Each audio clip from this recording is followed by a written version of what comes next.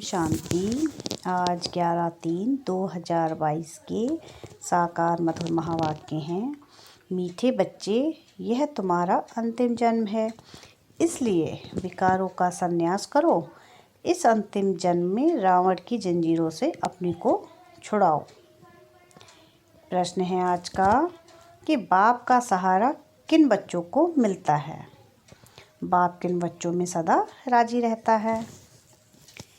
क्या है प्रश्न आज का कि बाप का सहारा किन बच्चों को मिलता है और बाप किन बच्चों में सदा राजी रहता है? उत्तर है इसका, बाप का सहारा तुम्हें मिलता जो सच्चे दिल वाले हैं। बाप का सहारा उन्हें मिलता है जो सच्चे दिल वाले हैं। कहा जाता सच्चे दिल पर साहिब राजी। जो बाप के हर डायरेक्शन को अमल में लाते हैं, बाबा उनसे राजी रहता है। बाप का डायरेक्शन है, याद में रहे पवित्र बन, फिर सर्विस करो। किसको रास्ता बताओ? शूद्रों के संग से अपनी संभाल करो। कर्मेंद्रियों से कभी बुरा काम नहीं करना। जो इन सब बातों की धारणा करते, बाबू उनसे राजी रहता। गीत है आज का, मुझको सहारा देने वाले ये दिल कहे तेरा शुक्रिया। ओम शांति। बच्चे यह ज्ञान सुन रहे हैं। किसका ज्ञान? क्या शास्त्रों का? नहीं। बच्चे जानते हैं कि शास्त्रों का ज्ञान तो सभी मनुष्य मात्र लेते हैं। हमको यहाँ परमपिता परमात्मा ज्ञान देते हैं। कोई भी शास्त्र आदि पढ़ने अथवा अध्ययन करने वाले सन्यासी ऐसे नहीं कहेंगे। वो कोई ज्ञान नहीं सुनाते हैं। कोई भी सत्संग में जाओ तो मनुष्य बैठा होगा। उनको शास्त्री जी, पंडित जी व महात्मा जी कहेंगे। नाम का ताल्लुक़ रखते ही हैं मनुष्य के साथ। यहाँ बच्चे जानते हैं हमको कोई मनुष्य ज्ञान नहीं देते, परंतु मनुष्य द्वारा निराकार परमपिता परमात्मा ज्ञान देते हैं। यह बातें कोई भी सत्संग में नहीं सुनाई जाती हैं। भाषण करने वालों की बुद्धि में भी यह बातें नहीं हो सकती। हमको भी जो ज्ञान दे रहा है वह कोई मनुष्य व देवता नहीं है। भले इस समय देवी देवता धर्म नहीं है, फिर भी ब्रह्मा विष्णु शंकर सूक्ष्म वतनवासी हैं जो हैं। उन्हों का तो नाम गाया जाता है। लक्ष्मी नारायण आदि सब है दैवी गुण वाले मनुष्य। इस समय सब है आसुरी गुण वाले मनुष्य। कोई भी मनुष्य नहीं समझते कि हम आत्मा हैं। फलाने द्वारा परमात्मा हमको ज्ञान दे रहे हैं। वह तो समझते हैं फलाना महात्मा, फलाना शास्त्री हमको ज्ञान सुना रहे हैं। वेद शास्त्र आदि सुना रहे हैं, गीता सुना रहे हैं। बाप कहते हैं, मैं तुमको ऐसे शास्त्रों की बातें सुनाता नहीं हूँ। तुम तो अपने को आत्मा निश्चय करते हो और फिर कहते हो पतित पावन आओ। सर्व का दुख हरता सुख करता, वह है सर्व का शांतिदाता। सर्व का मुक्ति जीवन मुक्तिदाता, वह तो कोई मनुष्य नहीं हो सकता। मनुष्य सवेरे सवेरे उठकर कितनी भक्ति करते हैं। कोई भजन गाते हैं, कथा करते हैं, इसको कहा जाता है भक्ति मार्ग। भक्ति मार्ग वालों को यह मालूम नहीं कि भक्ति मार्ग क्या होता है। यहाँ सब जगह भक्ति ही भक्ति है। ज्ञान है दिन, भक्ति है रात। जब ज्ञान है तो भक्ति नहीं, जब भक्ति है तो ज्ञान नहीं। द्वापर कलयुग है भक्ति, सतयुग त्रेता है ज्ञान का फल। वह ज्ञान का सागर ही फल देते हैं। भगवान क्या फल देगा? फल माना वर्षा। भगवान वर्षा देगा मुक्ति का, साथ में मुक्ति धाम में ले जाएगा। इस समय मनुष्य इतने हो गए हैं जो रहने की जगह नहीं है, अनाज नहीं है, इसलिए भगवान को आना पड़ता है। रावण सबको पतित बनाते हैं, फिर पतित पावन आकर पावन बनाते हैं। पावन बनाने वाला और पतित बनाने वाला दोनों ही अलग अलग हैं। अब तुम जान गए हो कि पावन दुनिया को पतित बनाने वाला कौन है और पतित दुनिया को पावन बनाने वाला कौन है। कहते हैं पतित पावन आओ, एक को ही बुलाते हैं। सर्व का पालन करता एक है। सतयुग में कोई विकारी हो नहीं सकता। पतित अर्थात जो विकार में जाते हैं। सन्यासी विकार में नहीं जाते, इसलिए उनको पतित नहीं कहेंगे। कहा जाता है पवित्र आत्मा। 5 विकार का संन्यास किया हुआ है। नंबर 1 विकार है काम। क्रोध तो सन्यासियों में भी बहुत है। स्त्रियों को छोड़ते हैं, समझते हैं उनके संग में मनुष्य निर्विकारी रह नहीं सकते। शादी का मतलब ही यह है। सतयुग में है कायदा नहीं। बाप समझाते हैं बच्चे, वहाँ पतित कोई होता ही नहीं। देवताओं की महिमा है सर्वगुण संपन्न, संपूर्ण, निर्विकारी। रावण राज्य शुरू होता ही है द्वापर युग से। बाप खुद कहते हैं काम को जीतो। तुम मुझे याद करो और पवित्र दुनिया को याद करो तो तुम पतित नहीं बनेंगे। मैं पावन दुनिया स्थापन करने आया हूँ। और दूसरी बात, एक बाप के बच्चे ब्राह्मण ब्राह्मणियाँ तुम आपस में भाई बहन ठहरे। यह बात जब तक अच्छी तरह किसकी बुद्धि में नहीं बैठेगी तब तक विकारों से छूट नहीं सकते।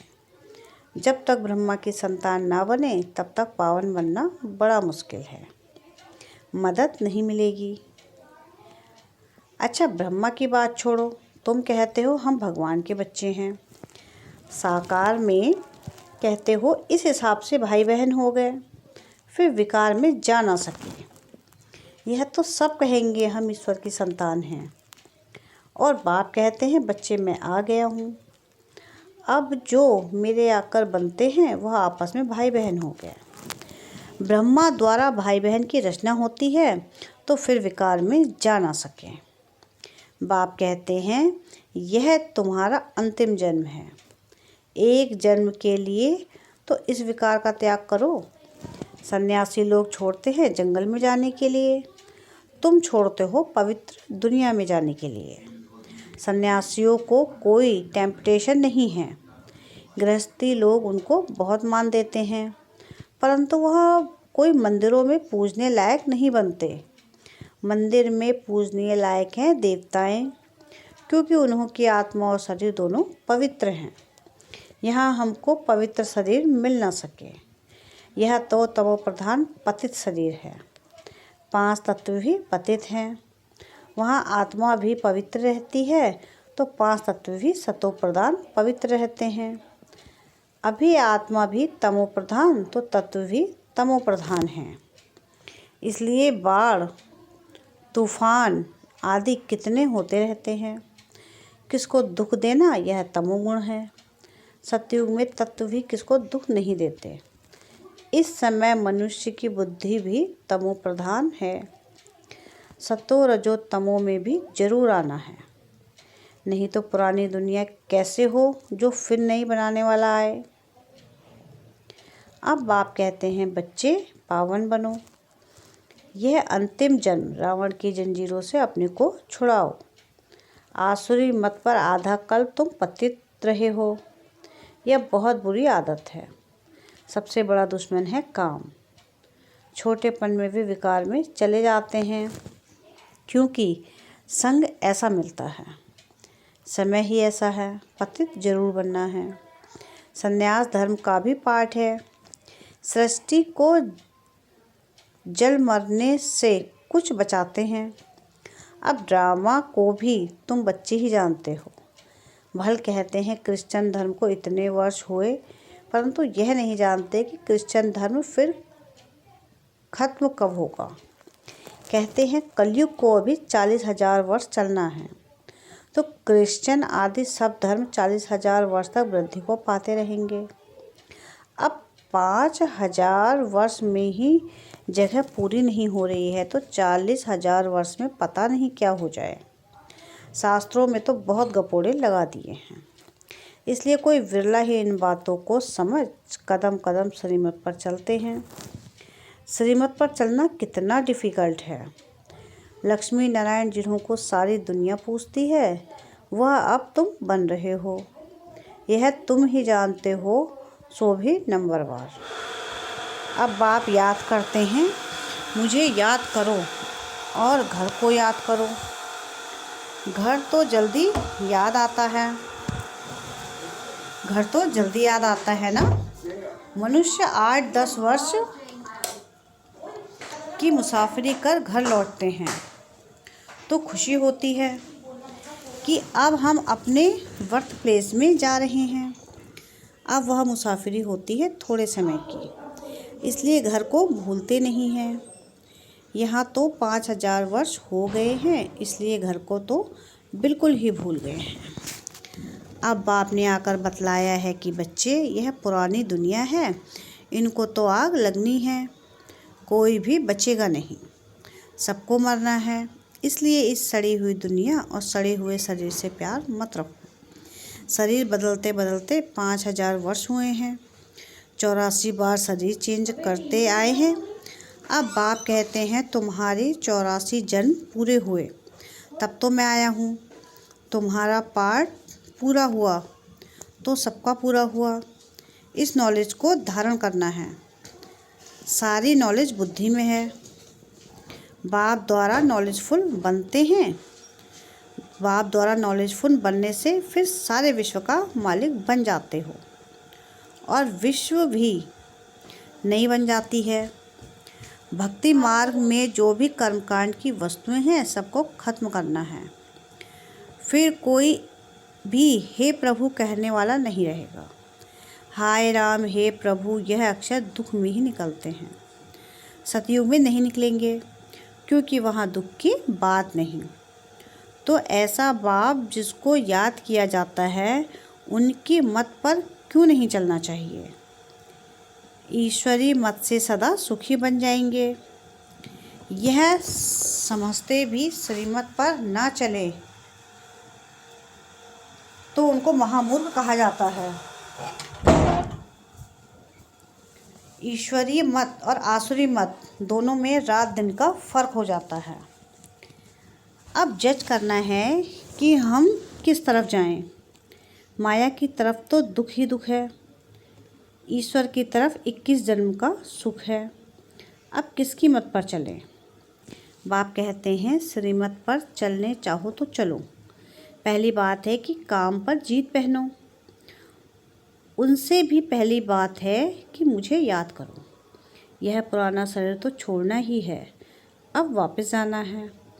इस समय हमको ख्याल है कि हम 84 जन्मों की पुरानी खाल छोड़ता हूँ।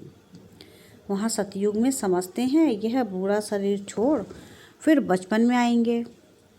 इस पुरानी दुनिया का महाविनाश होना है। यह बातें कोई शास्त्रों में नहीं हैं। यह बाप बैठ सम्मुख समझाते हैं। यह सब बातें ध्यान में रहे तो अहो सौभाग्य कितना सहज है। फिर भी पता नहीं स्वीट होम स्वीट राजधानी को क्यों भूल जाते हैं, याद क्यों नहीं करते। संग दोष में आकर गंदे बनते हैं। बाबा कहते हैं बच्चे, गंदे विकल्प बहुत आएंगे, परंतु कर्मेंद्रियों से कोई काम नहीं करना। ऐसे नहीं विकर्म करके फिर लिखो बाबा यह विकर्म हो गया, क्षमा करो। विकर्म कर दिया तो उसका फिर 100 गुना दंड पड़ जाएगा। एक तो ना बतलाने से दंड पड़ जाए। इस समय पता पड़ता है कि अजामिल कौन बनता है। जो ईश्वर की गोद लेकर फिर विकार में जाते तो सिद्ध होता है कि यह बड़ा अजामिल पाप आत्मा है, जो विकार बिगर रह नहीं सकते। बाइस्कोप, विदेश, सिनेमा सबको गंदा बनाने वाला है। तुम्हें कोई भी विकार से दूर भागना चाहिए। ब्राह्मण है निर्विकारी तो संग भी ब्राह्मणों का चाहिए। शूद्रों के संग में दुखी होते हैं। शरीर निर्वाह अर्थ तो सब कुछ करना ही है, परंतु कर्मेंद्रियों से कोई विकर्म नहीं करना चाहिए। हाँ, बच्चों को सुधारने के लिए समझाना है। कोई ना कोई युक्ति से हल्की सज़ा देनी है। रचना रची है तो रिस्पॉन्सिबिलिटी भी है। उन्हों को भी सच्ची कमाई करानी है। छोटे छोटे बच्चों को भी थोड़ा बहुत सिखलाना अच्छा है। शिव बाबा को याद करने में मदद मिलेगी। सच्चे दिल पर साहिब राजी होता है। सच्चे दिल वाले बच्चों को ही बाप का सहारा मिलता है। अब सारी दुनिया में कोई किसका सहारा नहीं। सहारा होता है सुख में ले जाने का। एक परमात्मा को ही याद करते हैं, वही आकर सबको शांति देते हैं। सतयुग में सब सुखी हैं, बाकी सब आत्माएं शांति देश में रहती हैं। भारत स्वर्ग था, सब विश्व के मालिक थे।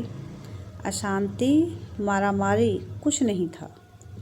जरूर वह नई दुनिया बाबा ने ही रची होगी। बाबा से वर्षा मिला होगा, कैसे, वह भी कोई समझते नहीं। उसको राम राज्य कहा जाता है, अब नहीं है। था तो सही ना, वही भारत जो पूज्य था अब पुजारी बना है, फिर पूज्य जरूर बनेगा। अभी तुम पुरुषार्थ कर रहे हो।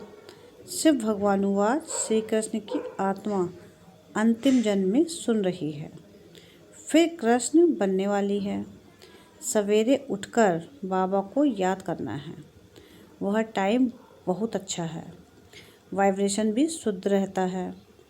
जैसे आत्मा रात को थक जाती है तो कहती है मैं डिटैच हो जाती हूँ। तुम्हारा भी यहाँ होते हुए बुद्धि योग वहाँ लगा रहे।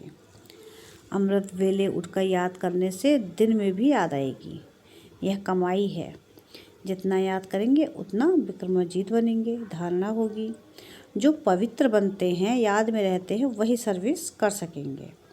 डायरेक्शन पर चलते हैं तो बाबा राजी होते हैं। पहले सर्विस करनी है, सबको रास्ता बताना है। योग का रास्ता बताने के लिए भी ज्ञान देंगे ना। योग में रहने से विकर्म विनाश होंगे। साथ में चक्र को भी फिराना है। रूप वसंत बनना है, फिर पॉइंट्स भी आते रहेगी। अच्छा, मीठे मीठे सिकिलदे बच्चों प्रति माता पिता बाप दादा का याद प्यार और गुड मॉर्निंग। रूहानी बाप की रूहानी बच्चों को नमस्ते। हम रूहानी बच्चों की रूहानी बाप दादा को याद प्यार गुड मॉर्निंग और नमस्ते। शुक्रिया बाबा, शुक्रिया। धारणा के लिए मुख्य सार है कि इस सड़ी हुई दुनिया और सड़े हुए शरीर से ममत्व निकाल एक बाप को और घर को याद करना है। शूद्रों के संग से अपनी संभाल करनी है। क्या है पहली पॉइंट कि इस सड़ी हुई दुनिया और सड़े हुए शरीर से ममत्व निकाल कर सिर्फ एक बाप को याद करना है और घर को याद करना है, और शूद्रों के संग से अपनी बहुत संभाल करनी है। सेकंड पॉइंट है, विक्रमाजीत बनने के लिए अमृत वेले उठ याद में बैठना है। इस शरीर से डिटैच होने का अभ्यास करना है। क्या है सेकंड पॉइंट कि विक्रमाजीत बनने के लिए अमृत वेले उठकर बाबा को याद करना है और इस शरीर से बिल्कुल डिटैच होने का अभ्यास करना है। वरदान है, पुराने संसार और संस्कारों की आकर्षण से जीते जी मरने वाले यथार्थ मरजीवा भव। यथार्थ जीते जी मरना अर्थात सदा के लिए पुराने संसार व पुराने संस्कारों से संकल्प और स्वप्न में भी मरना। मरना माना परिवर्तन होना। उन्हें कोई भी आकर्षण अपनी ओर आकर्षण नहीं कर सकती। वह कभी नहीं कह सकते कि क्या करें, चाहते नहीं थे लेकिन हो गया। कई बच्चे जीते जी मरकर फिर जिंदा हो जाते हैं। रावण का एक सिर खत्म करते तो दूसरा आ जाता, लेकिन फाउंडेशन को ही खत्म कर दो तो रूप बदल करके मायावार नहीं करेगी। स्लोगन है आज का, सबसे लक्की वो हैं जो याद और सेवा में सदा बिजी रहते हैं। क्या है स्लोगन आज का कि सबसे लकी वो है जो याद और सेवा में सदा बिजी रहते हैं। अच्छा, ओम शांति, ओम शांति, ओम शांति।